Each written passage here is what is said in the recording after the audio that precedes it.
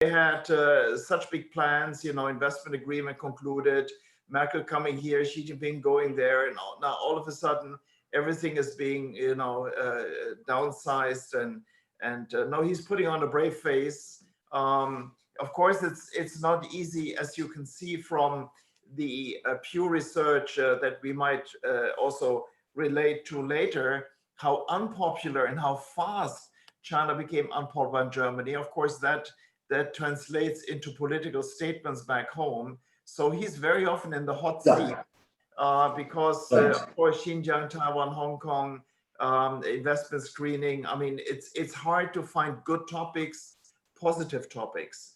And he's a skilled diplomat, as you are, and he's trying to find common ground still. No, he used to be my counterpart in Germany. I mean, when I was the ambassador, he was the director of the Asia-Pacific division. Yes. And I found he was a very, seasoned diplomat. I mean, in the sense that he never got ruffled, and he was he was always a sort of problem-solving sort of person. Yeah. So I have great regard for Clemens, and he was supposed to come to India, but he was beaten to the job by one of his colleagues. Yes. But I'm glad he has gone as ambassador to China, because I think, you need somebody like him there. Yeah, I mean, really, looking back after so many years, and I'm sort of the fossil here, I must say consistently, India and Germany send their best people to China. It really makes a difference. That's true. I hope you are in touch with our current ambassador. He's also very good. A lot. He might actually dial in as well. He's aware of me snatching two top diplomats from India to make. I know. I saw that. Shameless. So when is has Nirupama's session already been done with, or? No. We had Fukuyama. Your second. We have then, and I will send you details. And again, I will ask Laura is anyhow on the line now to send you the links for the Bob Zerlich. Yes. And that is going to be with Mona Southbrand. She used to be Obama's deputy chief of staff. And then we have Madeleine Albright, and Nirupama was really keen to take that slot, even if it means 5:30 her time. But it's going to be 18th of November. And then we have Kevin Rudd and Tom Friedman, possibly December or so. Not to overkill ourselves here. You will get the links. This will also be recorded, Vijay, and we will. Laura will send you the raw link, and then you can decide yes or no. But I guess the way you're eloquent and Parag, would be a waste not to show it on YouTube later. Yeah, but I don't have a problem with that. I mean, I don't have a problem. Yeah. Has Parag joined? Not yet. I don't see him yet. Not yet. Okay. Yeah. No, it's a good series in order to sort of make people think. In particular, of course, I wanted two US commentators after the elections next week. And Bob and Madeleine, of course, best placed, and they both asked not to be put up live before. So yes. Bob made a very public statement, and he wrote a really naughty piece against Trump about a week ago. So that's he clearly made the point that Trump has been a disaster for China-US trade relations. But I read something from Brookings or one of these other think tanks this morning before actually coming on this event, that the race is actually closer than because apparently in Pennsylvania, Florida, and certain other key states, apparently the race is tightening. I don't know whether this is. This is beyond me. I mean, I cannot even imagine that, again, 60 million Americans might vote for a man obviously destructive and a liar and everything attached. It says a lot. It says a lot about the white lower educated class having its last stand, so to speak. No, I think this is a big election. Yeah. Well, let's see. I mean, China is it's all out, and and you can sense it from the plenum yesterday that finished on the 14th five-year plan. I mean, the guys did a formidable job in COVID beating. I can zigzag and travel here freely. Still, they're very disciplined on masks in planes and big buildings and so forth. Oh, we have the young man in the car. Yes, I'll be home in about 3 minutes. Not to worry. Yeah. All right. Okay. We'll have a seamless transition. Okay. Yeah, we still have 5 minutes. No worries. And I will chat in the beginning, and then basically Vijay takes over and sort of will guide you with questions. Guys, it's really chatty. It's like sitting together over coffee. Right. This format has really worked over the last 8 months. We have done 2 rounds, and very happy that Parag, you made it. Oh, it's my pleasure. I'm very much looking forward. The timing couldn't be better in many ways. Yeah.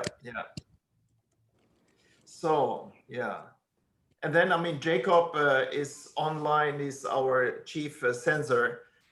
He will be covering from the chamber's office that the questions coming in, and he will read them. So we don't have this dial in and then having 5 minutes of a statement, and then we rather like to have this and then find the intelligent questions before someone asks Parag for his salary, for example, this kind of stuff.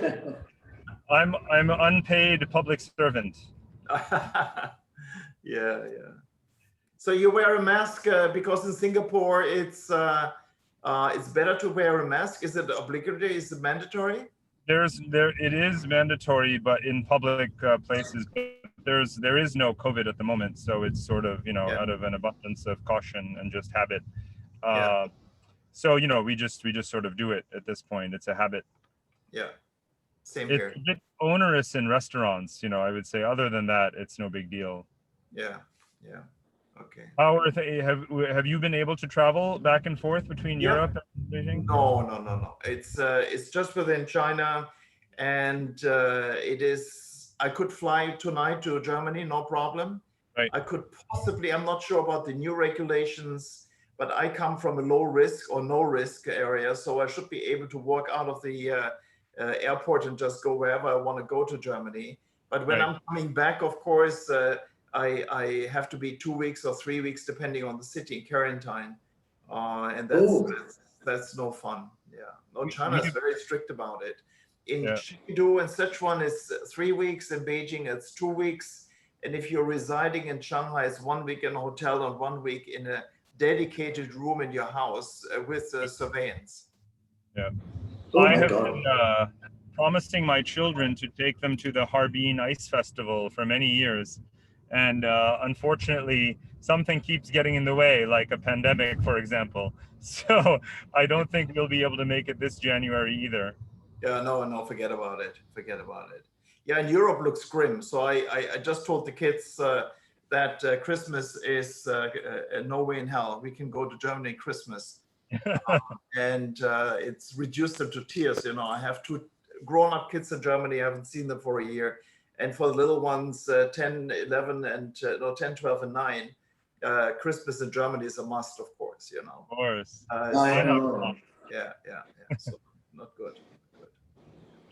Yeah. So I'll be in the door in 30 seconds. Don't worry. All right. So you drop out and then you come in back again. You're a comeback kid. So you'll let me know when to rejoin, or I should just rejoin when my mask. Please just rejoin right away, and you can stay on the line if that's technically feasible. We start in about 2 minutes. The chamber will give us a sign when they go live and let people in, and then I will do the intro, and then Vijay will go after you. Okay, great. Okay, I'm just getting in the house now. Thank you. All right, maybe mute yourself, Parag. Yes, okay. Nice weather in Singapore. It's beautiful. How do I mute? Laura, are we on the air already? No, we're not. We're not. It's just it played by itself. Don't worry. Okay, you tell me, huh? Yeah. I'll start in a minute, but I'll tell you. Don't worry. Yeah.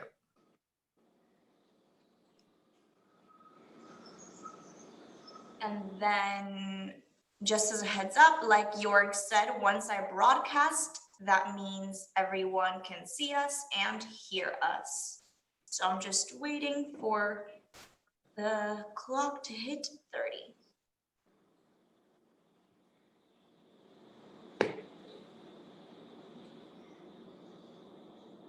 All right, gentlemen. So I'm going to mute myself and then go ahead and get started. 10 seconds or what? Yes, 10 seconds.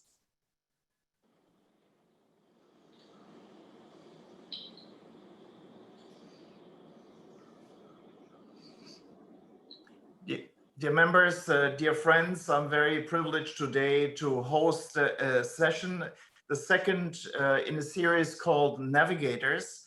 As you know, we were hosting Francis Fukuyama about 2 weeks ago, and today it's two friends of mine, one based in India at Pune, a former foreign secretary, Vijay Gokhale, as well as Parag Khanna, who is possibly known to you as the author of very interesting and provocative books. He is in Singapore.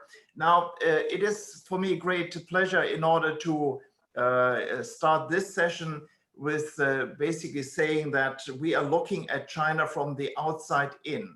I mean, we have 1,700 members across China.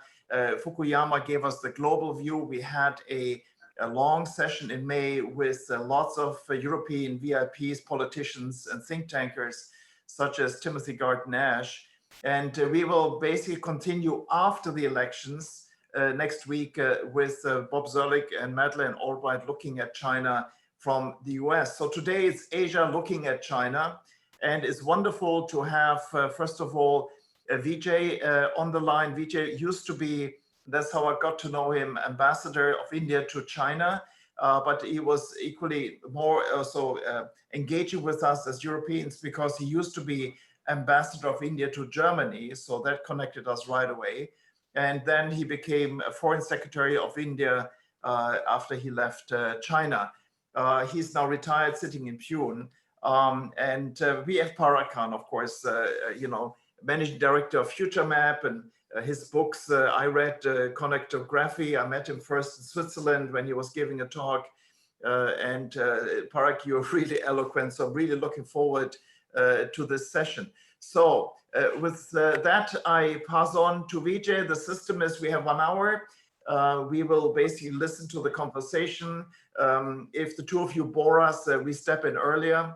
And if it's interesting, we actually might at the end then open up for questions from you members. We have our chief censor, Jacob Gunter, in Beijing sitting, monitoring your questions coming in via the chat box. And in 1 hour, we close shop, and I'm sure we all will be enlightened. So Vijay, over to you to India. Thank you, Georg. And thank you very much for inviting me to join with Parag in this conversation.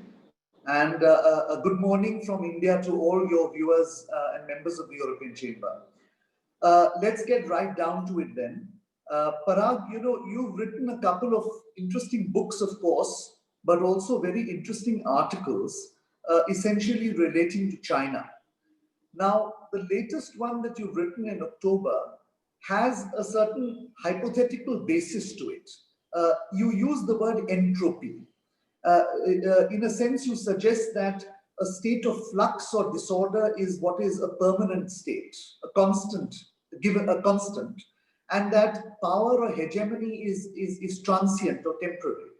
Would you like to elaborate on this? Because I think this is the basis of your essay, that first of all, there's no guarantee that the Chinese will replace the Americans as hegemonists. And secondly, even if they do, power diffuses very quickly and even faster in a globalized world. So I think people are interested in knowing what this concept of entropy is. Excellent. That is a great starting point, Professor. Such a pleasure to join you. And of course, given your prior roles in Germany are a perfect bridge for this conversation and many others as well. And Jörg, thank you much for your leadership.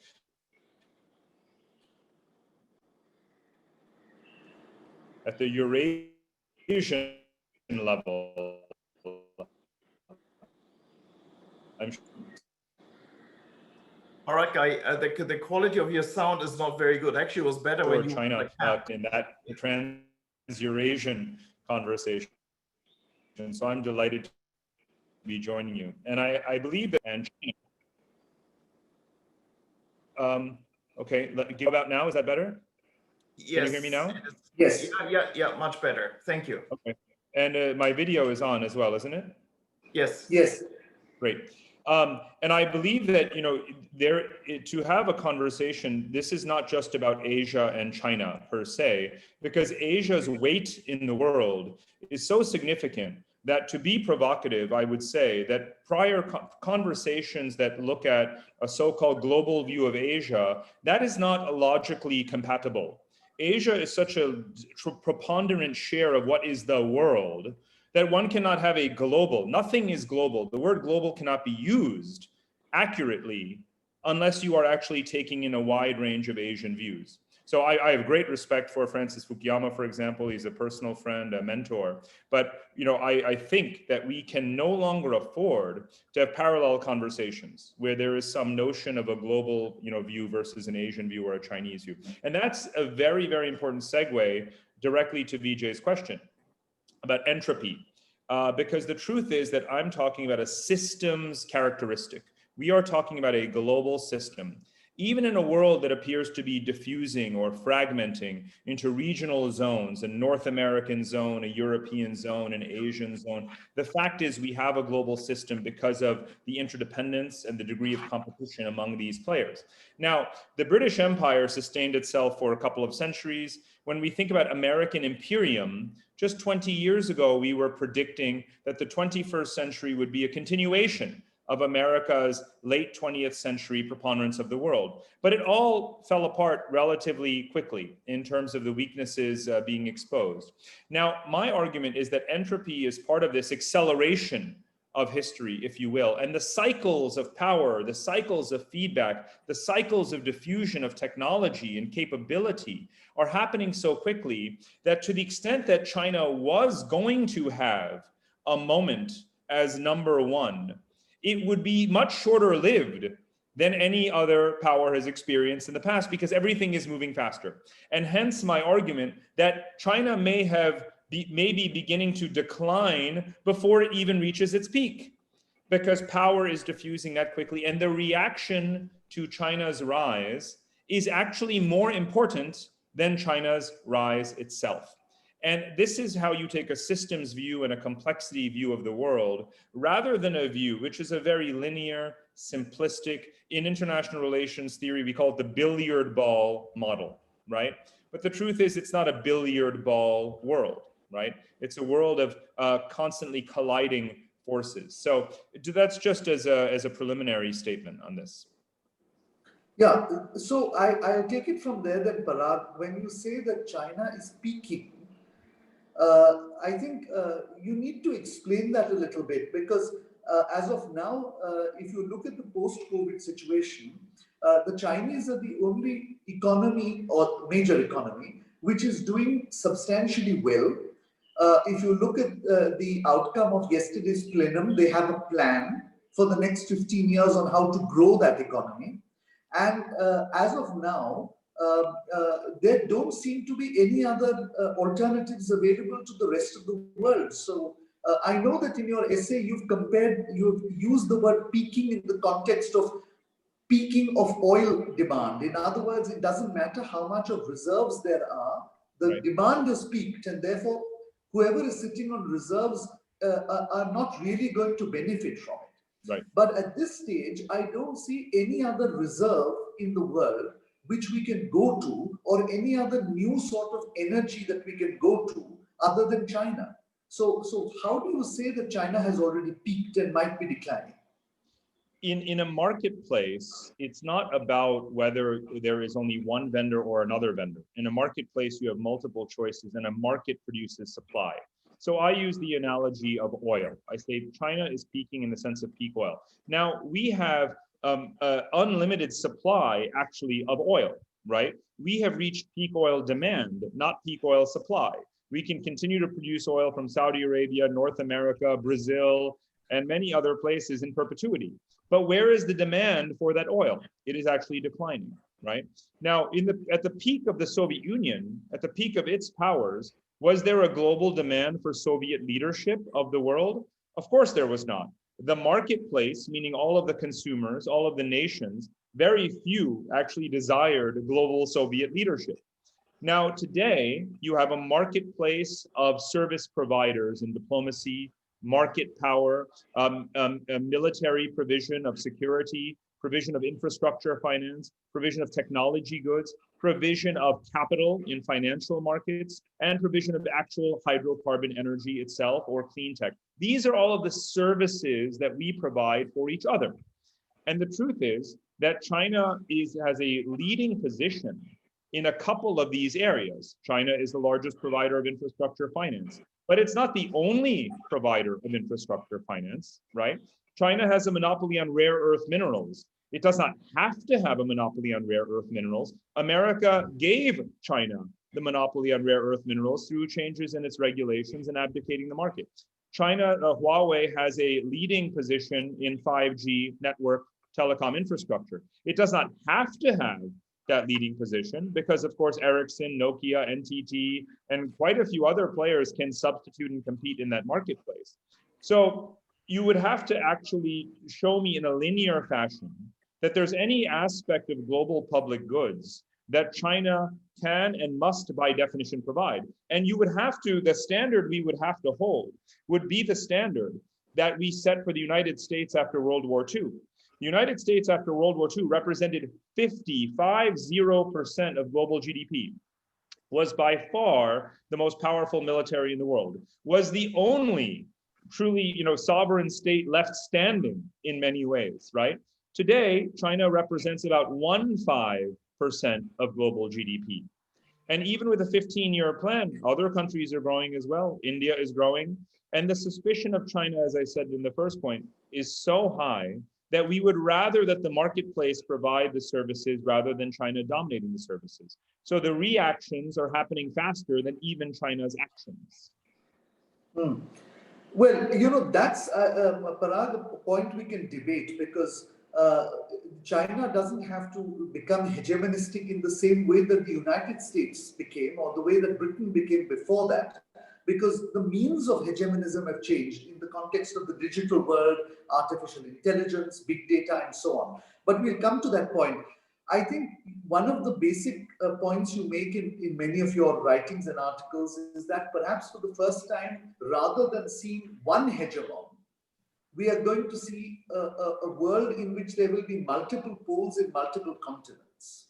Now, I have two questions in this regard. First of all, there are many people who actually say that the multipolar moment passed with the unipolar moment during the global financial crisis. And what we are seeing is a bipolar moment, China and the United States. So I need you to sort of talk about that.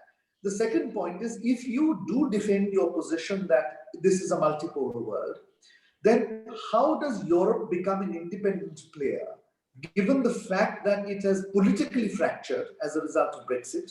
There is economic distress because of Brexit and other such problems. And really speaking, at least from India's perspective, from the perspective of Asians, Europeans haven't stepped up to the plate on COVID. I mean, these are developed countries, 27 of them, with high income, high science and technology capabilities, but no leadership during COVID. So how is Europe going to be an independent player? Mm-hmm. So I think we have to separate these tactical diplomatic issues and questions from the fundamental analysis of what constitutes power, who has power, and how much. Just because people would like to graft the bipolar Cold War dynamic onto the 21st century, it doesn't mean that that is correct and that therefore I need to disprove it. The fact is that all power rests on economic and technological, material kinds of foundations at any point in history. And if you look at a very simple map of the distribution of economic power in the world, you see a tripolar world. You see North America, you see Europe, and you see Asia. And therefore, I do not need to make any further statements of any kind on this issue of multipolarity, right? All power is derivative of that simple fact. And the fact is the world is multipolar, right? End of story. Whether or not the exercise of that power in certain specific domains, military competition, capturing energy resources, having the highest value added in advanced technology, those are then specific sub questions. And some powers are stronger in some areas than others. The United States, for example, still represents the majority of global currency reserves, provides, the US dollar provides that liquidity. That's an example. The American military still has utterly global operations, right? So you can measure the domains where American power is truly global and it remains very much a superpower, no matter what one thinks about one administration or another administration, whether it's doing a good job or a bad job, whether it is loved or feared, irrelevant to the issue of its capacity, right? And it has that in energy, it has it in technology, it has it in finance and military and so forth, right? Now, Europe, again, going back to fundamentals, is an economic pole of power. It is a regulatory pole of power. It is a diplomatic pole of power. When we were talking about global goods earlier, the United States claims to provide openness and freedom of navigation, protection of the sea lanes as a global public good, right? China claims to provide infrastructure through Belt and Road, and the finance of that infrastructure is a global public good. Europe represents the idea of environmental stewardship as a global public good and regulating to push and enforce that, and also promoting rights, dignity for man and so forth. One looks to Europe for those things. Also protection of citizens' rights and privacy and so forth. So Europe, again, is active in the arenas where it wants to be active. It is, in a very gradualistic way, trying to have more of an assertive diplomatic, and some might even say strategic voice. Again, we're seeing this in response to some of the things that have happened in the last few years.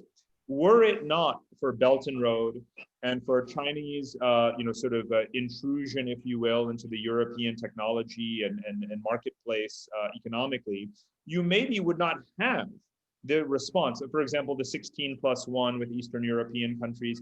Were it not for what China has done in recent years, you would not have the European reaction saying, we must have an Asia connectivity initiative. We must have an Indo-Pacific strategy. We must have a partnership with Japan on sustainable infrastructure finance, right?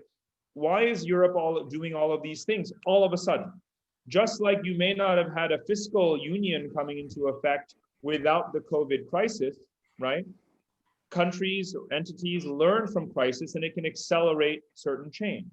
So again, does it matter more that China has been a first mover, or does it matter more from the long-term point of view that has caused this awakening that is forcing Europe to come together because it now has declared China to be a strategic rival? So I ask you to go forward 10 years and look back from 10 years forward and ask yourself whether China's ascent will be linear or non-linear. Yeah, so I can't resist asking you one question.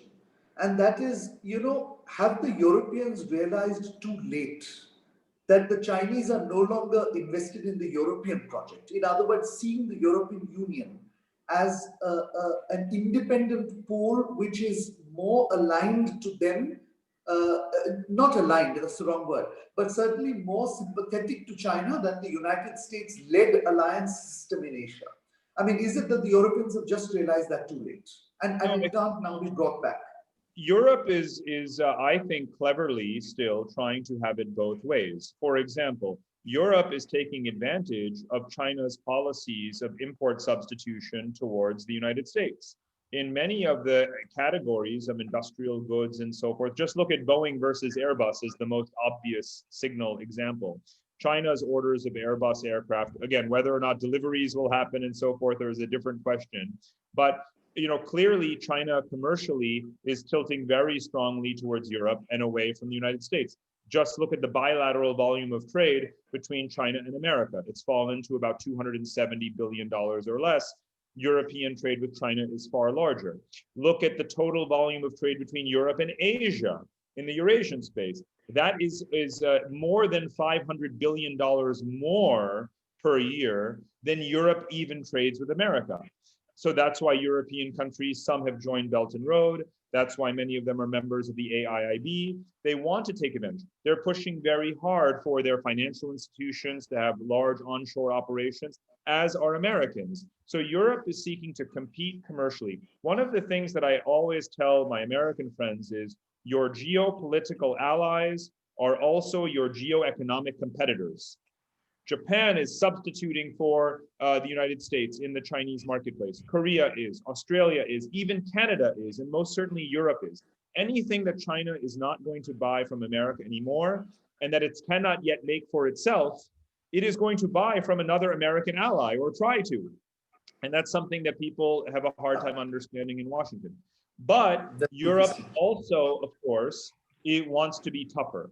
It wants to, you cannot buy up our industries without reciprocal market access. You cannot manipulate our politics and try to carve countries away. I constantly warn Europeans about this. I say, Europeans say Russia is picking us apart, forging gas deals and buying refineries in some countries and getting some to be, pro Nord Stream pipeline, others against Nord Stream pipeline. Then Europeans have said, even prior to that, America is dividing us, right? Good old Europe versus new Europe, those who support the Iraq war and Afghanistan war and participate, and those who oppose it, right? Old Europe versus Europe from the American point of view, dividing Europe, Russia dividing Europe. And now Europeans complain, China is dividing Europe, creating the 16+1, getting Italy to join Belt and Road. At some point, I say to friends I say this all the time in Brussels, in Berlin, in Frankfurt, in Paris, say, when are you going to stop complaining about other people dividing you and start acting like a coherent supranational that you are supposed to be? Because an entity as wealthy, as powerful, as stable as Europe should not, if 3 times in 20 years that I can recall in my still, I think, relatively young life, I can recall these three major episodes of Europe pretending that it is a victim. And that is unacceptable for us, you, me, your, others, who want Europe to be strong, who know that Europe is capable of much a higher degree of diplomatic coherence and competence. It's unacceptable. Yeah. No, I think there I agree with you. Can I shift tack, Parag, and come to the Indo-Pacific? Now, one of the points that you make is that Chinese actions, I'm not coming to the post-COVID period, even pre-COVID, let's say from roughly 2005 onwards, has brought about increasingly a group of countries with similar interests or similar concerns together. And of course, one of those is the quadrilateral, India, Japan, Australia, and the United States. And of course, we've seen very recently the very harsh response and reaction that China has issued to this so-called thing of an Asian NATO and so on and so forth. Now, is this simply posturing by the Chinese? Are they really concerned? And more importantly, you also postulate or posit that a lot of the other countries are happy about this sort of a development or reassured. But do you, sitting in Singapore, actually think that ASEAN wants to see this sort of a situation where there is a growing tension in the region? Does it suit their interests? Well, growing bipolar tension in the Pacific theater, and you and I have discussed how the Indo-Pacific is a very welcome conceptual development, right? It embodies the proper rimland geography of geopolitical lore, and that is important to create this contiguity. And the United States has been wise to adopt the terminology that India and Japan in particular coined first and foremost. And I think that is a positive development. However, in the terms of the strategic domains geographically, you and I know that the Indo part of the Indo-Pacific is a permanently multipolar theater. India Right. itself is making the largest contribution over the last 2 decades with its investments in naval modernization, the Indian Ocean being the center of global trade and shipping, Europe still having a presence there, and the United States having a very significant maritime and strategic presence coming out of the Persian Gulf region. So there is no chance, absolutely zero, of China having a preponderant position in the Indian Ocean domain. We do not have to even worry about it. But because, again, the actions are in train to ensure that multipolarity, and no one disagrees with that mandate, if you will. Now, when it comes to the Pacific domain, ASEAN cannot be treated as a coherent entity, of course. It's very difficult to get ASEAN to make a strategic declaration. Many of the countries are too weak in terms of their economies and their strategic independence, their military independence, of which they have very little, except for a country like Vietnam, to make independent decisions, if you will. So they do rely upon the support of Japan, the United States, Australia, India, the Quad, and so forth, to support both their national level development, to be able to protect their maritime, their littoral waters, and to have a bit more confidence in their negotiations, with China around demarcation, around protecting certain exclusive economic zones, and so forth. And so this will happen in a bottom-up, tit-for-tat, I call it jujitsu sort of fashion. Can we foresee a long-term outcome? Well, here, perhaps the question is more binary in the way you suggested, where, there is clearly a bipolar tension there in the South China Sea and other areas. So is there going to be conflict, or can both powers learn to sort of retreat partially? Can the United States continue to support the capacity building of Asian militaries and navies such that they can represent a significant deterrent to China trying to have a complete hegemony over the South China Sea, other than the islands it already possesses? And can China realize that there has to be some degree of accommodation there, despite it coming out very strongly in its statements and vision to have this full maritime integrity? And that's a question that we can't answer right now, but we know that that's a conversation we have to push for in order to go from this to this, right? And I think that China is capable of it. It's certainly not capable of it in terms of its political rhetoric right now in the context of the nationalism that we see and hear, wolf warriors and so forth. But it is capable at an intellectual level and potentially a diplomatic level of reaching what I have called a sort of technocratic compromise. I think that individuals such as yourself in particular could be part of a very important, back channel, a multilateral back channel that helps to come up with sort of, permanent kinds of solutions. If we look at, for example, the Philippines, on again, off again, agreeing to joint gas exploration agreements with China and taking a larger share of the revenue. China is has made certain offers like this to Vietnam in order to try to eject Western energy companies. There are commercial, diplomatic, to some degree, territorial solutions. There is a pathway to avoid war that I think is not inevitable. Parag, isn't it a fact that irrespective of what people, I think, this is my sense, people in Washington, Berlin, Paris, London seem to think that all these activities that China has done in and around its periphery or proximity has immediately engendered some kind of a strong anti-China feeling. Now, isn't this not correct? Isn't it true that ASEAN, in a sense, while it might be disquieted by this, has chosen to accommodate it? And therefore, the presumption that whatever Chinese do is going to only further create a sort of backlash against them isn't really working in Southeast Asia. Because there is a view in many parts of the world that the Chinese do something and there's a backlash immediately thereafter. That isn't the fact, isn't it, in Southeast Asia? No, again, about 15 years ago, I started using this term multi-alignment, right? Multi-alignment is the smart post-Cold War strategy for second-tier powers, which is to say they do not ally with one side or the other, they play all sides.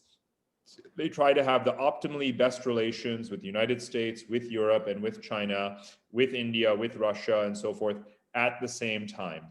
And that is a very, very clever, shrewd approach. That is what you see countries like Kazakhstan doing, or Saudi Arabia, Brazil, and so forth, Indonesia, Thailand, Philippines as well. And so in the same way that when you look at the countries that are participating in both the Trans-Pacific Partnership, which the United States originally encouraged them to do, but the US didn't join, as well as the Regional Comprehensive Economic Partnership, which is being ratified at the moment. Of course, the largest number of countries that fit at the intersection of that Venn diagram is ASEAN countries. That's multi-alignment in trade. And that makes a lot of sense, because if we look right now, we cannot ignore the COVID context. We cannot ignore the fact that China trades more with ASEAN than it does with the United States of America. Now, if we take this lens, if we a priori talk about conversations about world order and pretend that the G2 economic relationship between the United States and China is the central axis, that's quite silly, Vijay. That's nothing less than silly, because statistically it's a rounding error at this point in terms of its significance for the total volume of global trade. China literally trades more with ASEAN. Now, in a post-COVID environment where trade is accelerating on the trajectory of regional integration, because we have no choice, and also because of RCEP, the Sino-dependency of ASEAN countries is actually part of their recovery, because China is actually recovering and growing. So why would any intelligent ASEAN country seek to alienate China right now when they could switch off the imports of those goods that is so critical to their economic recovery? No country is going to do that right now. And I don't think that it's now part also, and I think this is very important for all of the viewers here, something that you and I intuitively understand, is that post-colonial countries have now learned from the colonial experience and the Cold War experience. And multi-alignment is the new baseline, because they do not want to be Cold War pawns again, and they do not want to be colonies again. And so I think we have to appreciate that this is not just a conversation for today or tomorrow or COVID or post-COVID. Yeah. This is a permanent psychological condition. And it's a condition that most of humanity understands, because most of humanity is post-colonial countries like ASEAN countries. And the one country that understands this least, and this was a central point in my essays that you were citing, is that the country that understands this least on earth is China. China, yeah. And as you know, I spend, other than this year, I spend my entire life traveling to dozens and hundreds of countries. And I have this conversation everywhere. And the one place where I find it very difficult to penetrate the consciousness and the simple fact is Beijing, right? It's not for lack of intelligence, right? It's not for lack of formal study about the material conditions of countries. It's for lack of psychological empathy, right? They're not relating, they're not putting themselves in the shoes of an Indian, a Pakistani, even Pakistan, which is considered to be China's most loyal client state, if you will. They absolutely do not know the bottom-up degree of suspicion. They simply see, look, China is popular in surveys, right? China is considered a robust all-weather ally. But at the human level, the suspicion is as high of China as it is of even the United States. And they do not get why that is true. And it actually has nothing to do with them. It has to do with history, colonialism, and the Cold War, and the war on terror as well in the case of Pakistan. This is an inescapable psychological condition that is a sign of evolution. This is a wonderful thing that we have all learned enough from history to be suspicious of everyone else. It's trust but verify. And I wish for China to understand this, because I think this would go a very long way to opening up the Chinese mind to the kinds of mutual accommodations that are necessary for long-term multipolar stability. Maybe I can just step in there myself. I think what Parag is alluding to is you might label this as big state autism, which is something that also has afflicted the US and also the country of my wife, Russia, in many ways. Parag, to your point of the lesser importance of US-China trade, what people actually assume is 5.8% of global trade is US-China. So as a matter of fact, it is really not going to swing the needle that much. What would be interesting is to see, as the chamber just have started to do a decoupling study, where we look into the impact of technology and financial decoupling. And we hope to launch it on January 14th. What that means to Southeast Asia, and definitely in our case, of course, for Europe, because when we look into the way that the US is clamping down on semiconductor exports or high-tech exports, software and so forth, that's where European companies actually use it. So will we have a dual world? And already Xi Jinping is alluding to the fact, yes, there might be a dual world. So maybe also to Vijay, decoupling, being in a chemical company myself, we are producing these active pharmaceutical ingredients, which then are produced in China, go to India. There seems to be an appetite in India in order to decouple from that. So it's not just Europe or US and China decoupling. So maybe if the two of you could sort of relate this, where will decoupling lead us and how serious do you think it's a threat? Okay, maybe Parag, let me step in here. Your decoupling between China and the United States, or Europe and the United States, is one thing. But for the rest of the world to decouple is a little more difficult. Right now, the debate that is going on in India is, should we go for Huawei or not? And I've said this on a number of other occasions. I think that's a false debate. The real debate should be, should we go with 5G technology produced abroad or 5G technology produced at home? Because the fact of the matter is that, at least to my mind, what is coming up in the world of technology is a Berlin Wall of technology. You're being forced to choose sides. Those like us, for instance, not Europe, between the Western technology, American and European, or the Chinese technology. And this is going to have implications for artificial intelligence, for big data, for service provider, and everything else. And therefore, the issue is not whether Chinese technology is invasive. Because all technology is invasive. It's just that the American technology at this point of time may be more benign for India. So the real debate is this. And this debate can only happen when the rest of the world starts innovating in technology. Otherwise, all you're doing is you're a consumer. And I say this because I feel we are going back into a techno-colonialism as a result of this. So that's my perception. I don't think decoupling is really a possibility. It is in segments. Okay, so pharmaceuticals, India has a strong base of production. APIs used to be made in India before we were hollowed out by the Chinese in 2005. It's coming back. You're protecting a key segment of industry for exports. But I don't think decoupling across the board is an option for countries other than the United States, Japan, and West Europe. I don't know what Parag's view in this is.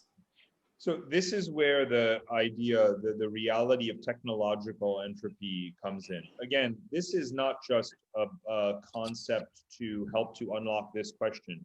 This is the most powerful, consistent iron law of human history. Technology diffuses. We can begin every sentence with that point so that it is abundantly clear at any point in any conversation that you cannot control technology. You cannot lock it in a box. And therefore, if we are appreciating the magnitude of that fact, we would not pretend that a bipolar technological system is an inexorable reality, not even today, let alone into the future. Because if you just look at AI, right? AI as a service. India is becoming one of the fastest growing markets in that regard. There's a reason why Google and Amazon and everyone is now putting more investment into India, into software and so forth, than pretty much anywhere else. So now imagine country X somewhere in the world has to choose who is going to do their big data systems and so forth. Do they have to go with Baidu? Do they have to go with Tencent? Do they have to only go with Microsoft? Of course not. There'll be an Indian competitor. TCS will help to finance. TCS has a larger market cap now than most Western consulting firms, right? Is a third option. In quantum, that will be the case. When it comes to just 5G hardware, it's Japan, it's Europeans, Americans. If America had an industrial policy, right, and if American companies didn't have such a home market, which they're so busy with, they would gladly compete more internationally as well in this regard. So again, Huawei's global market share is coming out. And let me make a second point why I think it's important to not view this sort of permanent technological decoupling. It's also because China's own incentives could change, and that's something we often forget. If you think about the experience that Huawei is going through, that ByteDance is going through, that SenseTime, if not yet will go through, right? They will be so restricted in the international marketplace because of their firm structure, suspicions about China, the reactions and the outcry, and the attempt to provide better, more transparent alternatives from Western or Japanese or Indian suppliers, that Chinese companies simply will not grow as much as they could grow. And the pressure will mount to have more of what I call an Alibaba model, right? In all of this concern and uproar about major Chinese companies having a hegemonic approach to the world, you don't hear that about Alibaba, right? Because Alibaba has a way of being a sort of transparent platform, if you will, right? You can use any credit card on Alibaba. You don't have to use Union Pay, right? Alibaba helps you in the global SME marketplace of finance and of transactions, and helps you with your market access in China itself. Many Western companies are grateful to Alibaba because it helps them do better business in China while also helping them internationally. So the more pressure there is on the companies like SenseTime and ByteDance and Huawei, the more eventually those companies could be calling up the Beijing leadership and saying, hey, we're going to have to find some middle way because we are really reaching the limits of growth. Forced delistings of Chinese companies internationally will obviously reduce their market cap. So they will wind up having, eminent domain, which they already have, of course, in the Chinese market, but will really, really struggle to go beyond that because the technology marketplace is in fact evolving so quickly. So, I think we agree, but the one point you mentioned, you said the rest of the world will have to, really start innovating.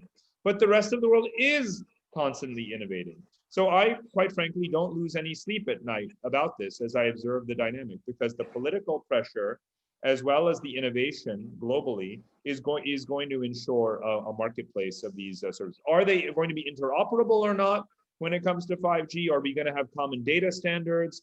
That's a question to also tackle in parallel, and that's where Europe can play a very significant role, of course, as it does with GDPR.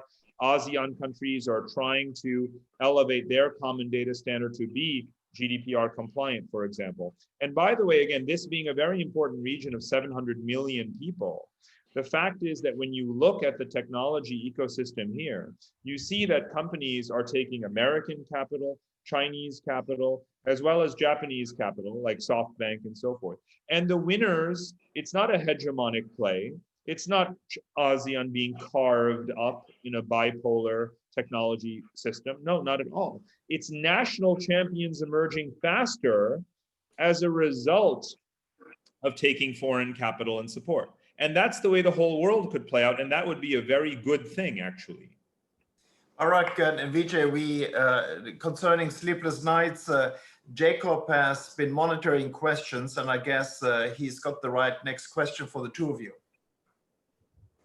Yeah, so this first question comes from Sophia Ma.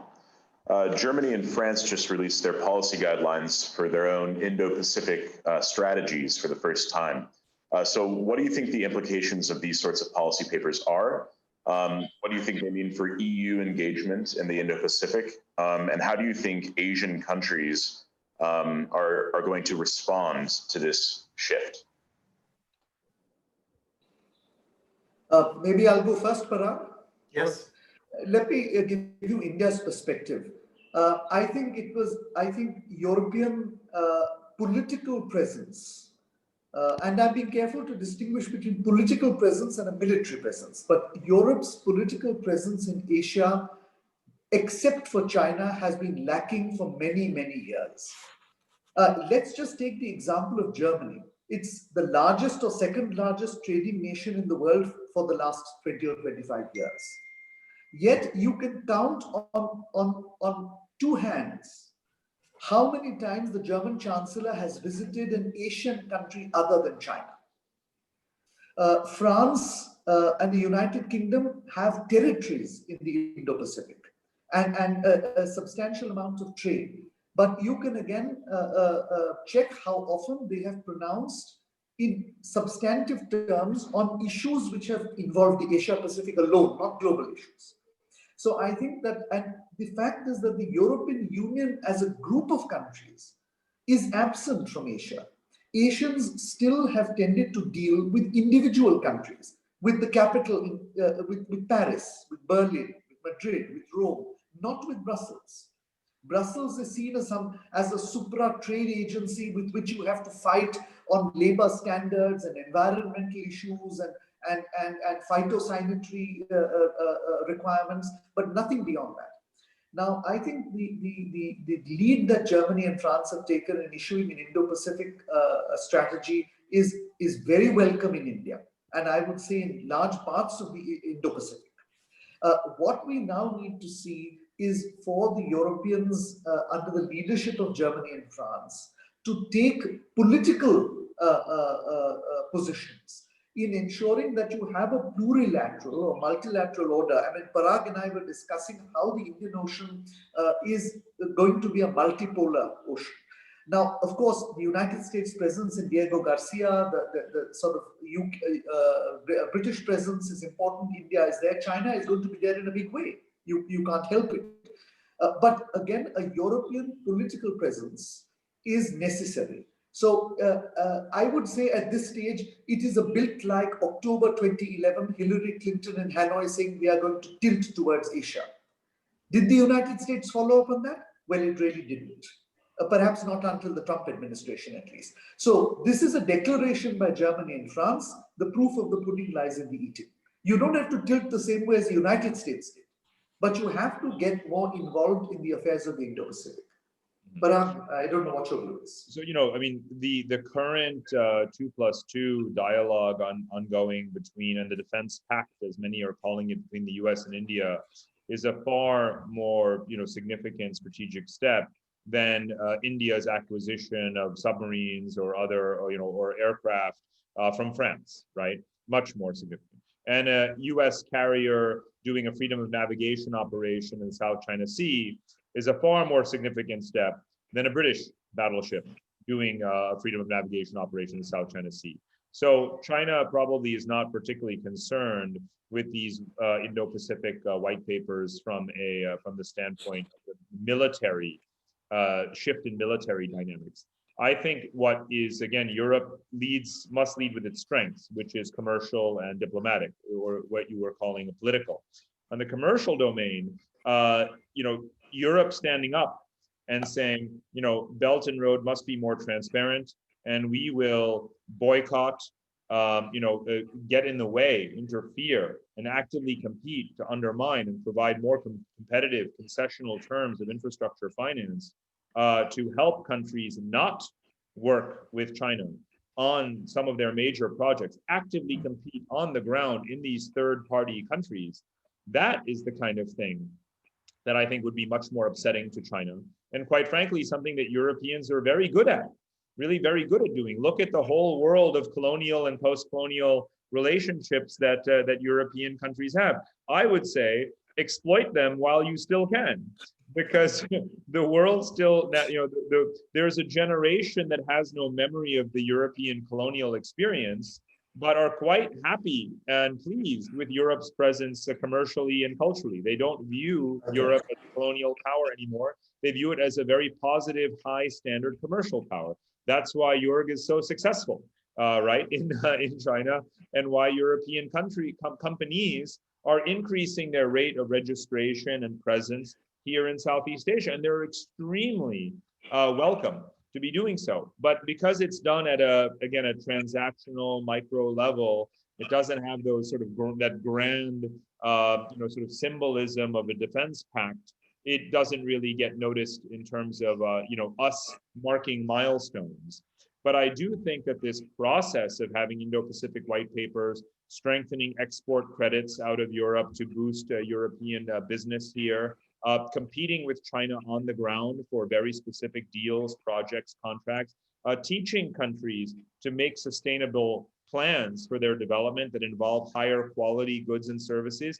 These are the micro steps that not only will demonstrate Europe's global influence in a very, very, very key areas, but also actually, again, turn the tide on this idea that the Chinese strategy of global hegemony through Belt and Road and so forth is destined to succeed, because it's not. If Europe does these simple things that it's perfectly capable of doing, and America also takes a more multilateral approach and a quality-based, and not a bullying-based or just a rhetorical approach to these issues. If it joins, TPP, for example, and brings more American multinationals to compete, there's no question, again, that commercial and diplomatic and even strategic multipolarity is assured.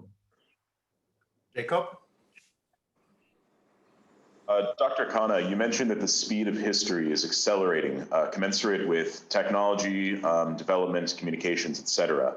And it makes me think a lot about the kind of slow and steady pace of history during the Cold War, and how that speed may have given enough time for proper calculations between the US and the USSR to avoid a true and direct clash.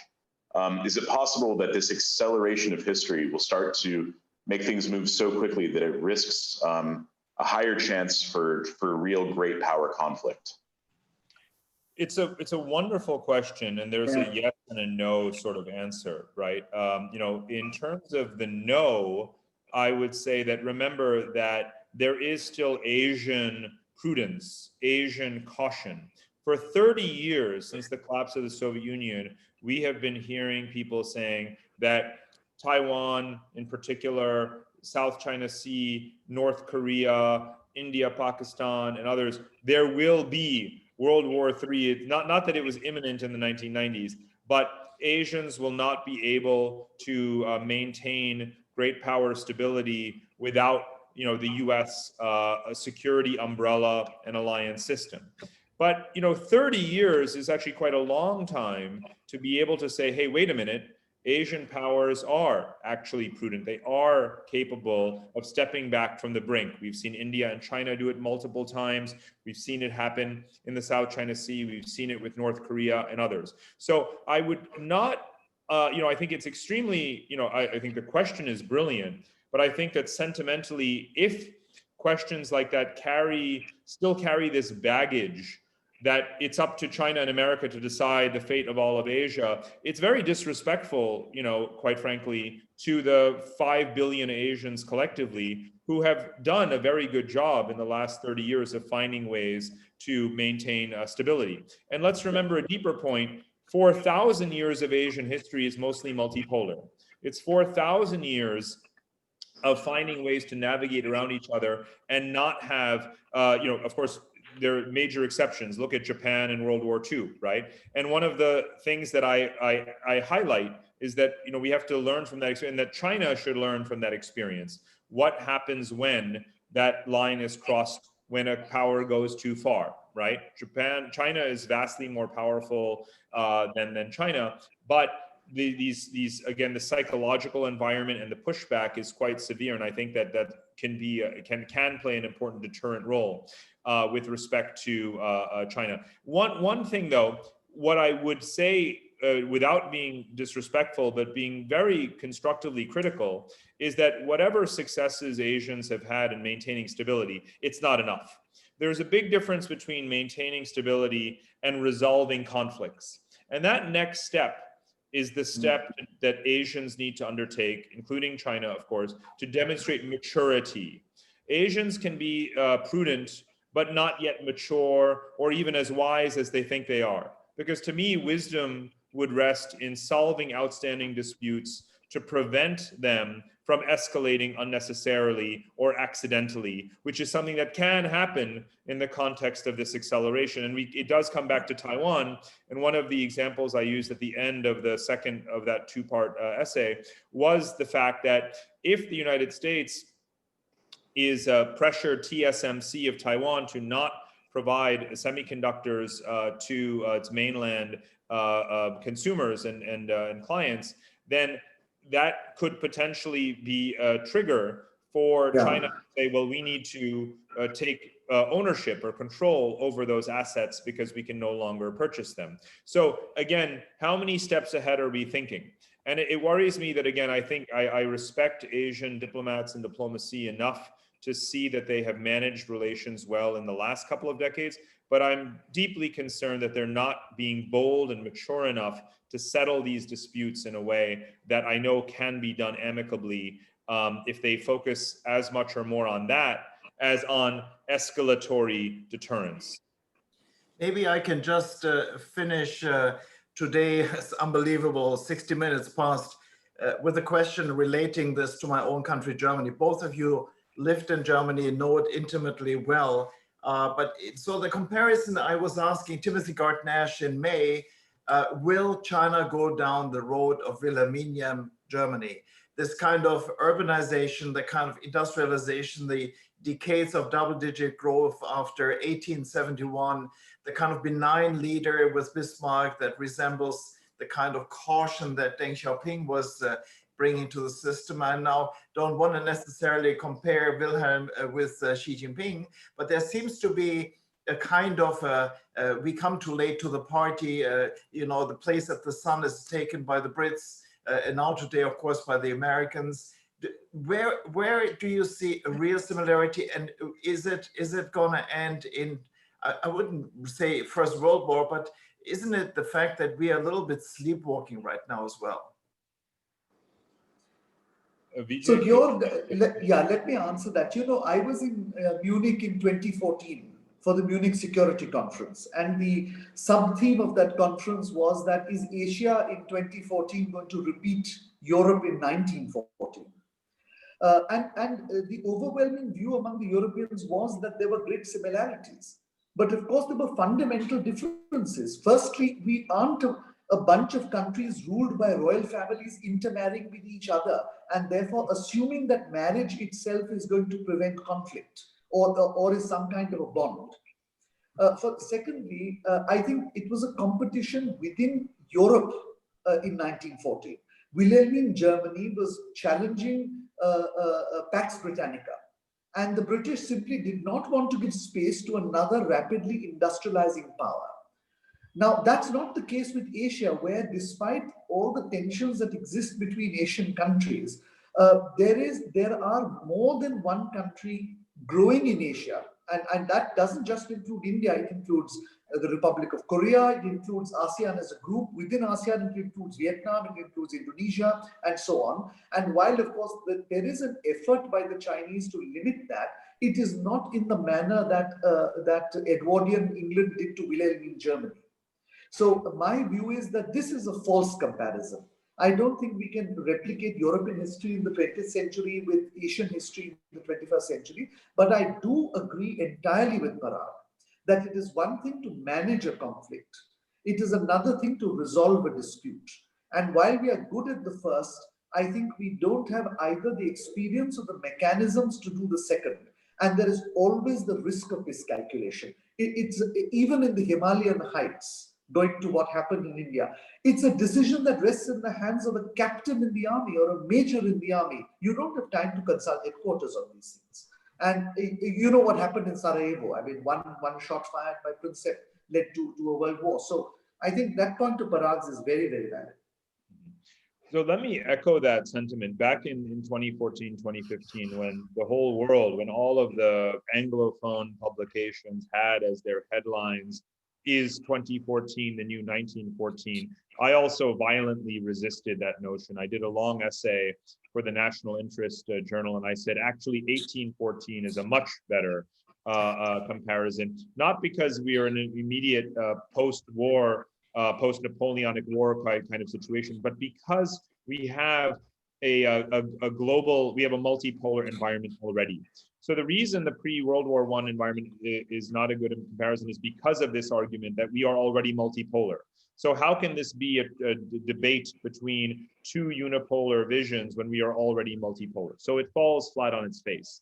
The better question is, can you have a stable global concert of powers is the more significant question for today. And that requires thinking beyond just a bipolar situation. The other important reason is, again, geography and history. It's far more interesting and, quite frankly, insightful to be looking at Asia's history as a guide than Western history as a guide. The fact that we've just spent 5 minutes discussing a false analogy rather than saying, what does 4,000 years of Asian history tell us about the future of Asia, is really the reason I wrote the Asia book a couple of years ago. And I said, wait a minute, in 4,000 years of Asian history, it's been preponderantly multipolar in nature. Asian geography is so much vaster than flat and claustrophobic Europe. Why would we ever make that analogy? Geography is a countless times more important factor in these situations than simply looking at a distant historical analogy.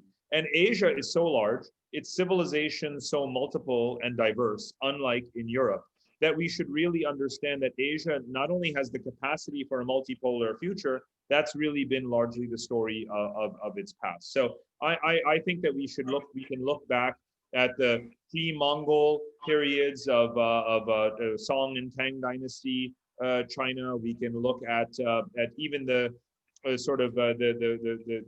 pre-colonial periods more generally, where you had this complexity and interactions among the wide diversity of Asian civilizations, Japanese, Chinese, Korean, Indian, Southeast Asian, all finding ways, to compete, collaborate, and so forth, and with enormous amounts of cultural flows as well at the same time. And I think that that's perfectly within Asia's capacity. So we should always resist a priori, right at the outset, any kind of Western analogy, not because I reject the West, right? I mean, I'm American through and through, with more of my life spent in Germany, right, than in any particular Asian country. However, that does not mean that it is the right template, right? Always understand the region from the bottom up first and foremost. So my plea would be for all of those who want to make the 19th century European analogies, the 1914 analogies, please just read more about Asian history and look for the guide to the future there. And it's a far more promising and positive picture, dare I say. I couldn't agree more. That's wonderful, fellows. You were sparkling. We called this series Navigators because in June, we came out with a survey asking our members how they're doing in China, and we labeled it Navigating in the Dark. This spark that you enlightened today will definitely send our members thinking. I'm really grateful for this engagement. So thank you so much, Vijay, and thank you so much, Parag, for this fun session. 60 minutes could have easily been much longer. I would also like to tell members that next is Bob Zoellick. He will be addressing us on November 11th at 9 o'clock. Bob is well known to everyone, I guess, President of the World Bank, Secretary of State, Deputy Secretary of State, and he just authored the book, America in the World, A History of US Diplomacy and Foreign Policy, that covers a lot of China in there as well. And he will be challenged questions guided by Mona Sostren. She's the White House Deputy Chief of Staff under Obama and many years in the National Security Council. So we're going to have a fun session. And again, Vijay, Parag, thank you so much. And thank you. We will have this on YouTube possibly in December. Thank you. Such a pleasure. Thank you. Take care. Thank you. Bye-bye. Bye.